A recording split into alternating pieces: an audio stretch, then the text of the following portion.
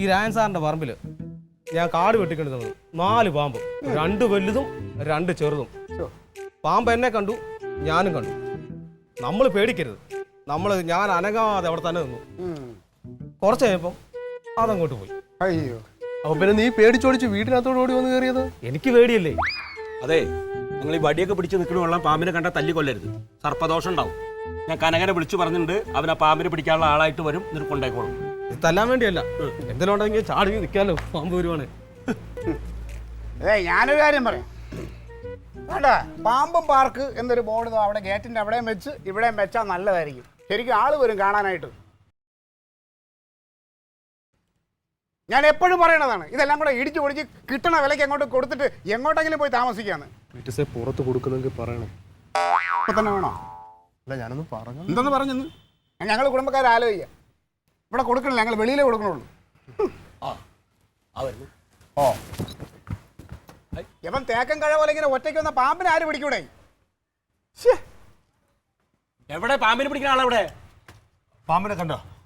ഈ പിള്ളേര് പാമ്പിനകത്ത് കണ്ടോ? നമ്മുടെ മുറിയിലേട്ടാ. ആരാ കണ്ടത്? കണ്ടില്ല, സൗണ്ട് കേട്ട്. എന്ത് സൗണ്ട്? ഒരു എടാ, കുട്ടിയോട് ശബ്ദം കേട്ടില്ല എന്നോട് വരാൻ പറഞ്ഞത്. നീ എന്നിട്ട് ഇങ്ങനെ കൈ വീശിയിട്ട് വരിക.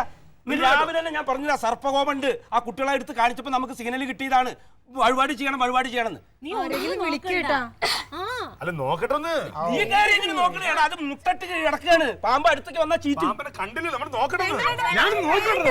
വേണ്ടാത്ത പണി. ഞാൻ സൈറ്റിലൊക്കെ പോകുമ്പോ കാണുന്നതന്നെ പാമ്പിനെ. അങ്ങനെ കണ്ടു എന്ന് പറഞ്ഞിട്ട് 4 പാമ്പാണ്. നീ കണ്ട? 2 വലുതും 2 ചെറുതും. വടിക്കണോ? നീ പാമ്പിനെ കണ്ടായിരുന്നോ? നീ ഇവിടെ നിൽക്കണേ. നിങ്ങൾ ബഹളം വെക്കാതിരിക്കുക. ഞാൻ ഈ ഇതിനൊക്കെ പോകുമ്പോ കാണുന്നല്ലേ, സൈറ്റിൽ പോകുമ്പോ കാണുന്നല്ലേ. എന്താ മുട്ടട്ട് കിടക്കുകയാണ്, ചീറ്റി വരും അത്. എന്റെ പൊന്ന് ഷിബു ഒന്ന് പോയി വിളിച്ചു. പിന്നെ ഇവ എന്ത് കരുതി കയറി പോയത്? അകത്ത് പെറ്റ് കിടക്കുന്നത് പാമ്പാണ്, അവന്റെ പെങ്ങളല്ല കേട്ടോ. അതുകൊണ്ട് കാര്യം പോക്കാം. എന്റെ പൊന്നു വെച്ച് വിളിക്ക്, എന്റെ പൊന്നു വെച്ച് വിളിക്ക്. 4 സൈഡിൽ നിന്ന് കടിക്കും, 4 പാമ്പാ. ഇങ്ങോട്ട് പോരേട്ടാ, ആരെങ്കിലും വിളിക്കാം. പാമ്പിനെ കണ്ട എക്സിക്യൂട്ടീവ് എഞ്ചിനീയർ ബിജു സാറിന്റെ അളിയൻ ഗൾഫിൽ നിന്നപ്പോ തന്ന സാധനം ഇത്. എടാ, ഇതും പാമ്പുമായിട്ട് എന്തോന്ന് ബന്ധം? അളെ, ഇത് എയർ ഫ്രഷനറാ. ഒരു 5 മിനിറ്റ് 10 മിനിറ്റ് കഴിയുമ്പോൾ ഇതിനകത്ത് ഒരു സൗണ്ട് വരും. അപ്പോഴാണ് ഈ പെർഫ്യൂം വെളിയിലേക്ക് വരുന്നത്. അതിന്റെ ശബ്ദം നിങ്ങൾ കേട്ടത്, അല്ലാതെ പാമ്പല്ല.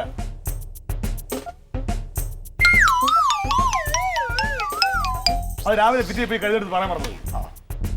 കണ്ടോ? അത്രേ ഉള്ളൂ.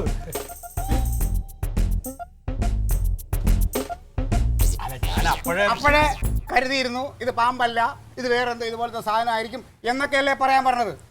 ഇനി അമ്മാതിരത്തെ ഡയലോഗ് കൂടെ വേണ്ട കേട്ടോ. ഹലോ.